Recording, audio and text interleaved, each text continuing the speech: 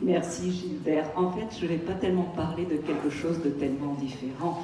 Je vais vraiment être dans la lignée de ce que vient de partager Valéria, puisqu'il y a cette notion d'être auprès d'eux. Donc ce dont je vais vous parler, c'est du bénévolat, c'est-à-dire du rôle du bénévole. Alors pour beaucoup d'entre vous qui êtes là, vous le connaissez déjà, ce rôle, parce que vous le pratiquez depuis quelques mois ou depuis quelques années aux côtés d'Osvaldo.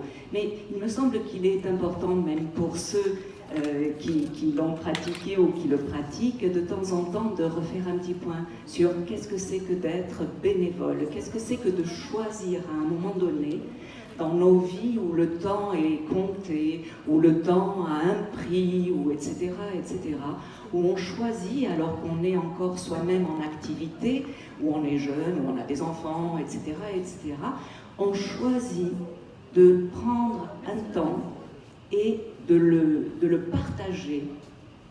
Parce que on l'offre d'une certaine manière, mais comme le disait tout à l'heure Valéria aussi, il y a quelque chose qui est en retour, donc ça veut dire que c'est partagé. Qu'est-ce qui fait qu'on choisit d'être là et d'être bénévole?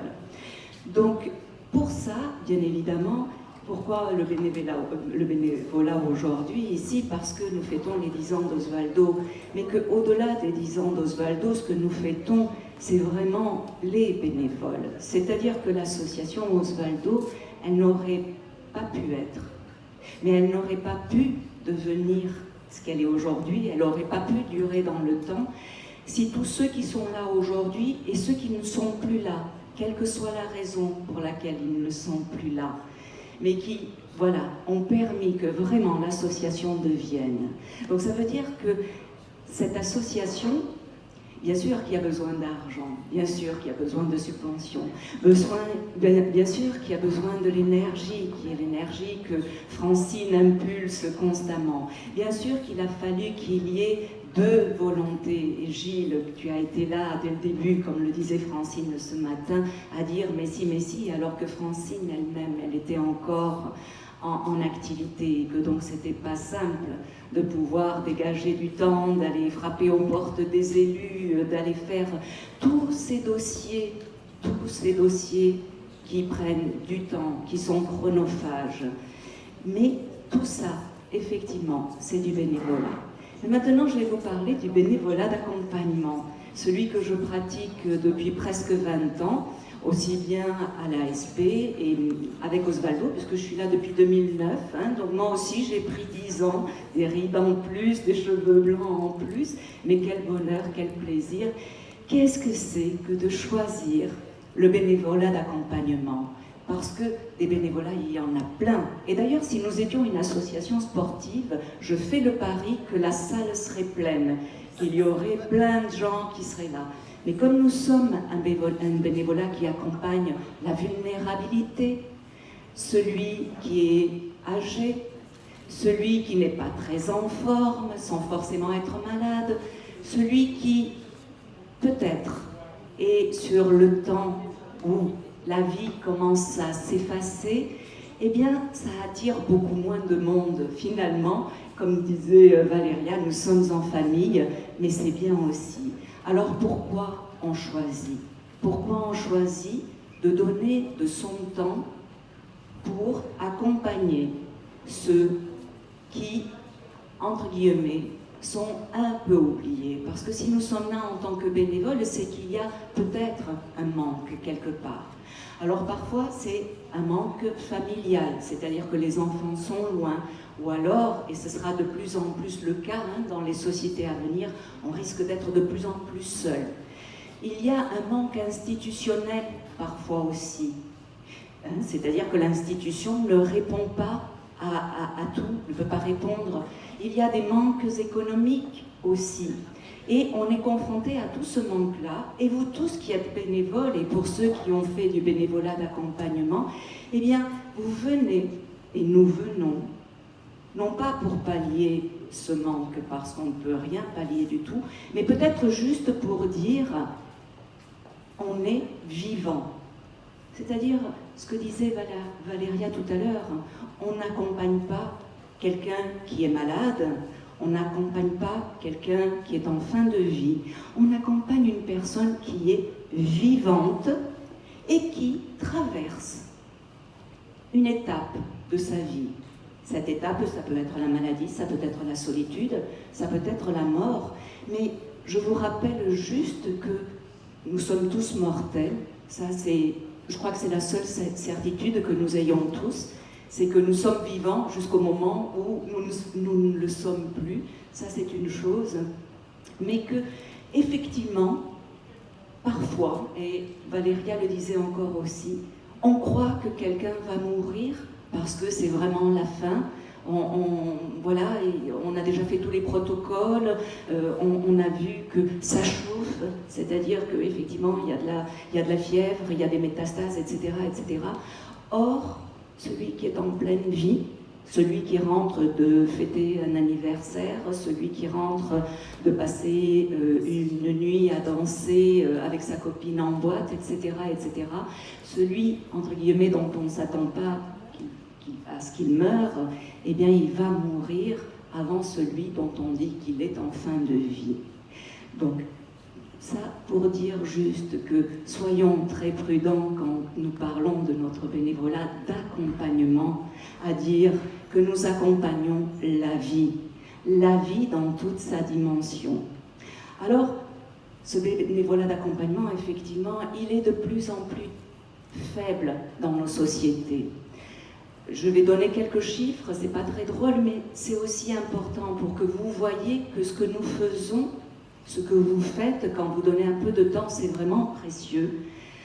Il y a eu une étude qui a été faite par France Bénévolat qui a porté sur sur les années 2010-2016 et sur le bénévolat en France, de façon générale. Donc, il en est ressorti qu'en 2016, 25% de la population avait un engagement bénévole. 25%, tous âges confondus, c'est-à-dire à peu près à partir de l'âge de 15 ans. Pour les bénévoles qui interviennent dans le domaine de la santé, de la maladie, de la fin de vie, nous ne sommes plus, en 2016, que 8% des 25%. Vous voyez, c'est pas grand-chose. Donc, c'est précieux. Alors, ça veut dire quoi quand on s'engage en tant que bénévole? Parce qu'il y a peut-être une ou deux personnes qui ont envie de s'engager. Ça veut dire quoi? Que c'est un engagement libre, pour une fois dans sa vie, parce que c'est pas si souvent que ça. On peut choisir librement, c'est le contraire de obligatoire, libre. On peut choisir librement de donner du temps à une association. Bénévole d'accompagnement, si je parle pour Osvaldo, mais ça peut être nous donner un coup de main au paquet cadeau, comme certains le font tous les ans. Ça peut être donner un petit coup de main à la logistique pour une expo, pour une journée comme celle-ci. Merci à tous ceux qui le font.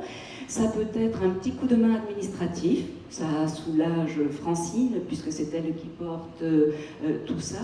Voilà. Donc, c'est vraiment cet engagement libre de dire « je choisis dans ma vie de prendre un peu de temps pour le donner ».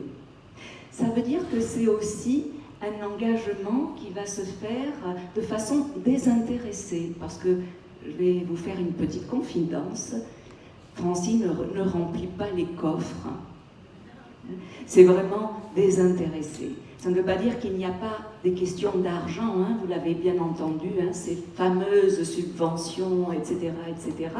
Donc, voilà, l'argent est là, constamment, transversal, il est nécessaire pour faire vivre l'association. Osvaldo a choisi en plus d'effrayer donc les bénévoles, c'est-à-dire de rembourser les frais kilométriques. Donc cet argent est nécessaire, mais c'est quand même une action désintéressée. C'est une action gratuite, c'est un choix quand on s'engage à être bénévole, c'est de la gratuité, c'est-à-dire qu'effectivement il n'y a pas de rémunération en retour, et qu'un défraiement n'est pas considéré comme une rémunération, parce que sinon vous seriez obligé de la déclarer sur votre feuille de revenus. Donc c'est vraiment quelque chose qui est gratuit. Donc ça veut dire qu'on s'engage vraiment dans quelque chose qui existe de moins en moins dans nos sociétés. Et pour les bénévoles d'accompagnement, là c'est vraiment très particulier, c'est vraiment un engagement, une activité d'intérêt général. Ça veut plus... souvent on se dit « oh, c'est une association d'intérêt général, etc. etc. » On ne réalise pas bien ce que l'on est en train de dire. Un intérêt général, c'est le contraire d'un intérêt particulier.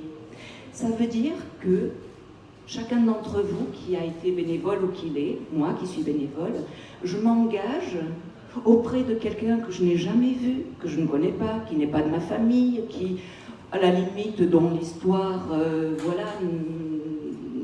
ne me concerne pas, mais je m'engage à être là. C'est-à-dire que ça n'est pas juste l'individualisme et la singularité qui l'emportent, mais c'est quelque chose de plus large. Donc voilà le choix d'un bénévole. On ne se rend pas compte que c'est tout ça. Et que tout ça, c'est un engagement qui demande bien évidemment quoi?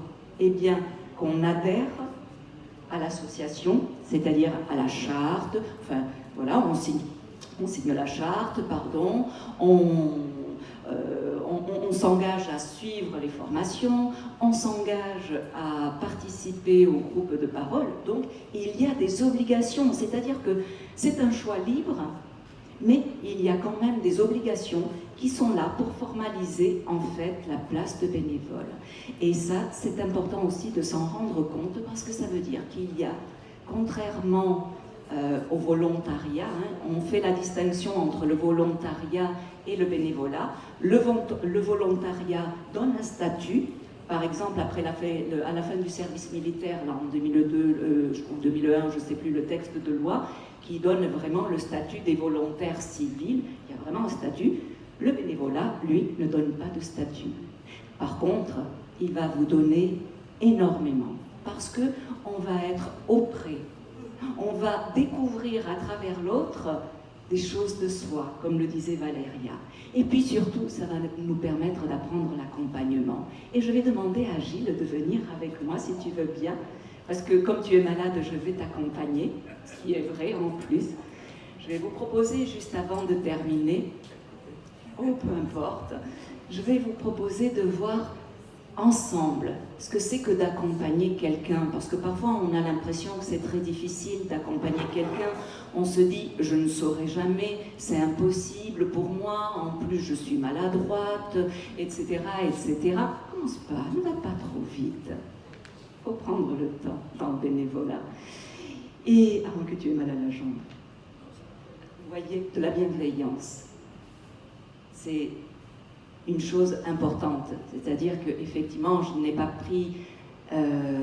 eu la délicatesse de te demander si ça te convenait, mais effectivement, le bénévolat, c'est d'abord la bienveillance, c'est-à-dire qu'on vérifie avec l'autre que ce qu'on lui propose lui convient, parce que parfois, on est plein de bonne volonté, mais c'est pour nous, c'est pas pour l'autre. Or, nous sommes là pour accompagner l'autre.